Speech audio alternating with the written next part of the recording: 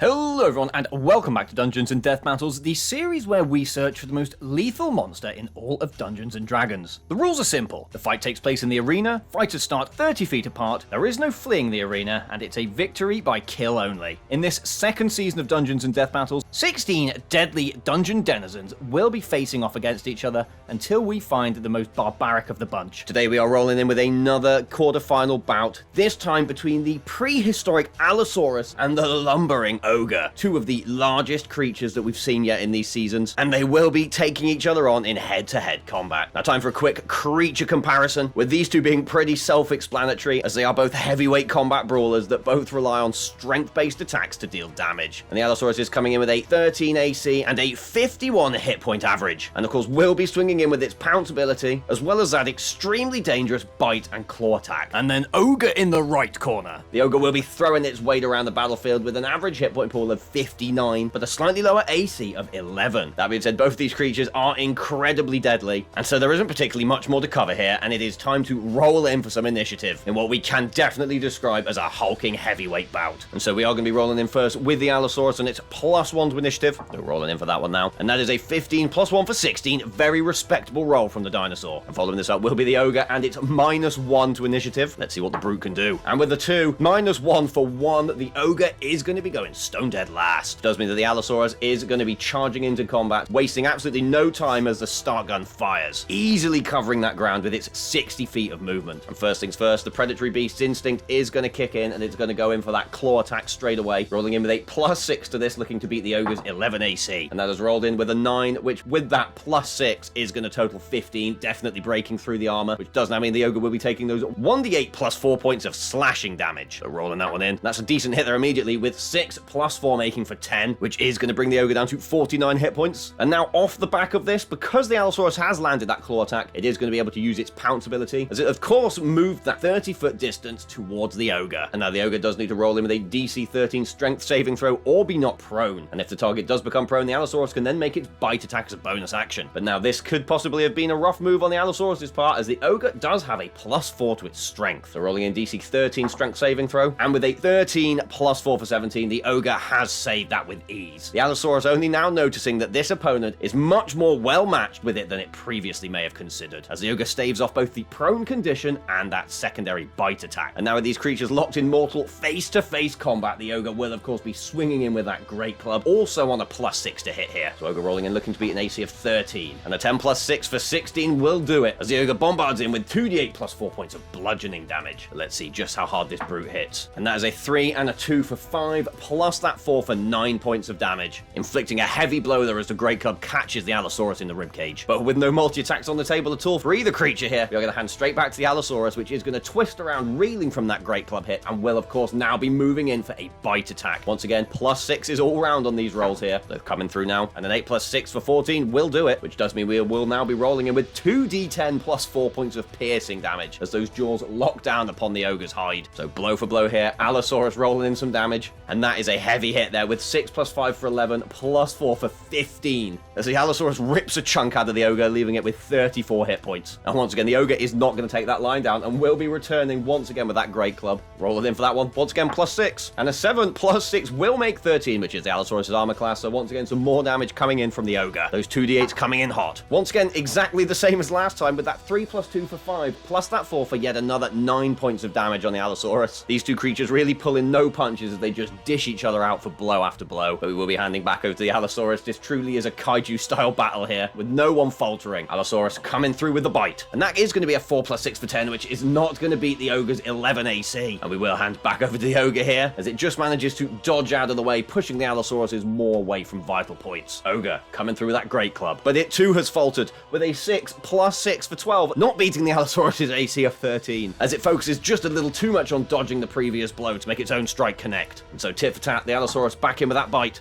and that's more like it, with a 17 +6 for 23, and those 2d10s once again rolling back into the fray. And that is a massive hit there, with an 8 and a 7 for 15, plus those 4 points of damage for 19. An absolutely gargantuan hit there from the Allosaurus, as its steak knife teeth just sink into the Ogre's shoulder, pulling out yet another chunk of flesh from the giant, leaving it on just 15 hit points. Ogre is in a tight spot right here. Let's see if it can pull it back as it rolls in yet another great club attack, definitely looking to strike the Allosaurus in a vital point here. And with a 19, it very easily manages to do so, as we roll in with yet 2 more d8 plus that 4 points of bludgeoning damage. But with just a 3 and a 1 for 4, the Ogre will have been looking for more than that, as it deals just 8 points of damage to the Allosaurus from that strike, which, while bringing the beast down to 25 hit points, the Ogre will have wanted more from that. The effects of blood loss perhaps beginning to sink in as the Allosaurus makes yet another attack against the Ogre as the turn passes around. Allosaurus rolling in with its bite, and with an 18 plus 6 for 24, that will of course connect as we roll in once more with 2d10 plus 4 points of piercing damage. The Allosaurus looking for the finishing blow here, and with a 2 and a 9 for 11 points of damage plus that 4 for 15 points is gonna exactly take the Ogre out of the competition. The Allosaurus managing to latch onto the giant's head, severing it from its neck as it throws it across the battlefield like a bowling ball, howling up into the sky in victorious rage as the Allosaurus secures its spot in the semi-final round, after participating in one of the most brutal slugfests we have seen in Dungeons and Death battles so far. And with that, thank you very much for watching. I hope you enjoyed this battle in which the Allosaurus decimated the Ogre in this brutal melee scrap. And I hope you'll join me again next time when we have a very, very different combat on our hands as the first semi-final round rolls about, in which the Intellect Devourer will be taking on the Dwergar Mindmaster in a battle of the psychically initiated. And with all that said, if you did enjoy what you saw, please consider dropping a like on this video, commenting down below, and subscribing to the channel. I do also have the Patreon, which features some extra layers of interactivity, including polls where you can vote on who you think is going to be the victor of the next battle. There are both free and paid tiers over there, so why not head over and check it out. No obligations, just appreciation. And with all that said, I will see you in the next one.